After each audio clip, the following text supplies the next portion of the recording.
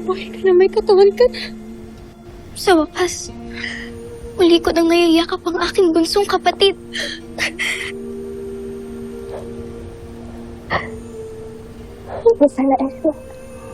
Ngayon ang simula ng iyong bagong buhay bilang isa sa mga bagong pag-asa ng Encantadia, Gaia. At sa pagtutulungan ninyo ng iyong bayaning kapatid, nakakatiyak akong mananatiling ligtas at masagana ang Lireo at ang lahat ng mamamayan nito. Matalumang Cassiopeia. Maraming salamat. Avisala Eshma po. Sa inyong pagtitiwala sa amin.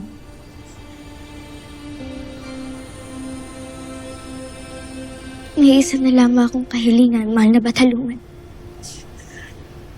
Ibig ko po sana makita namin muli ang aming ada.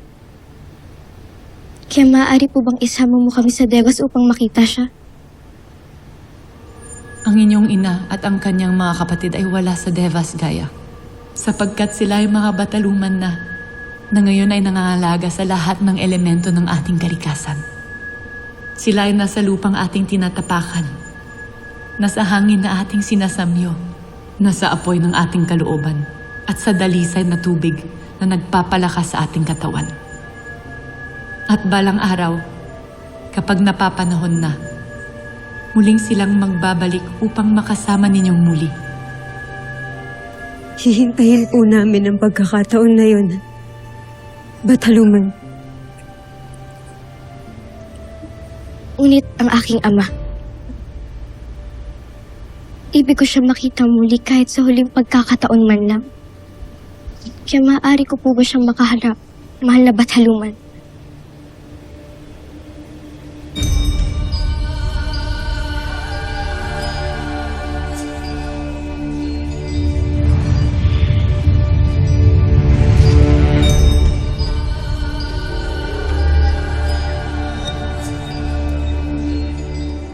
Anong naganap dito? Gumising ka, Asulan! Asulan! Azulan, ano't ikaw lang ang narito? Asa na si Akil? Wala na siya. Sinubukan ko siyang pigilan, pero nilabanan niya ako. Kaya wala na siya.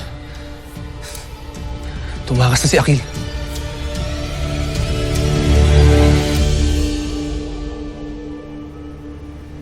Bakit po mukhang nag-alala kayo bigla, Bataluman? Walang anuman ito, Tera. Paumanhin rin, Gaia. Kung hindi ko muna mapabibigyan ang iyong kahilingan. Sa ngayon ay magbalik na kayo sa palasyo at ipagdiwang ang biyayang ipinagkaloob ko sa inyo. Avisala Eshma ulit, Bataluman. Mahal na.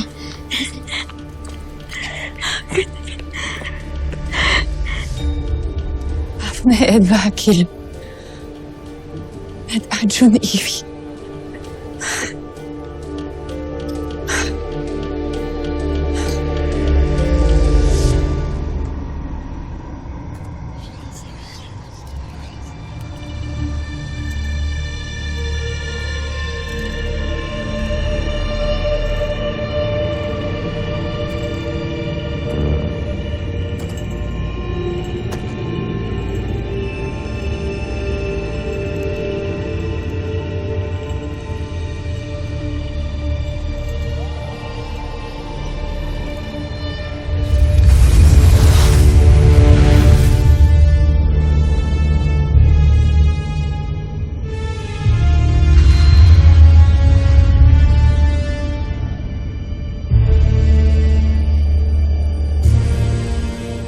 Aking Panginoon, Bathala.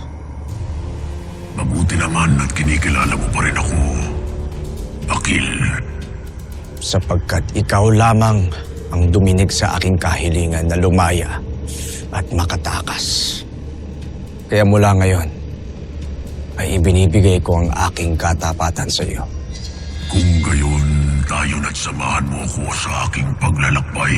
Hahanapin natin ng iba pang mga itim na bathala upang mapaghandaan ang ating pagbabalik sa Encantadia.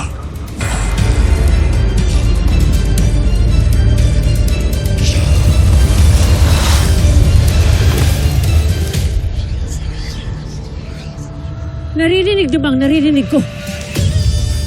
Tila hindi pa tapos ang ating laban. Ngunit hindi tayo nakatitiyak kung ito'y magiging madali. Sapagkat batid natin, napatuloy ang pagdating sa atin ng mga pagsubok. Ngunit magiging handa tayo sa kung ano man ang laban ng paparating.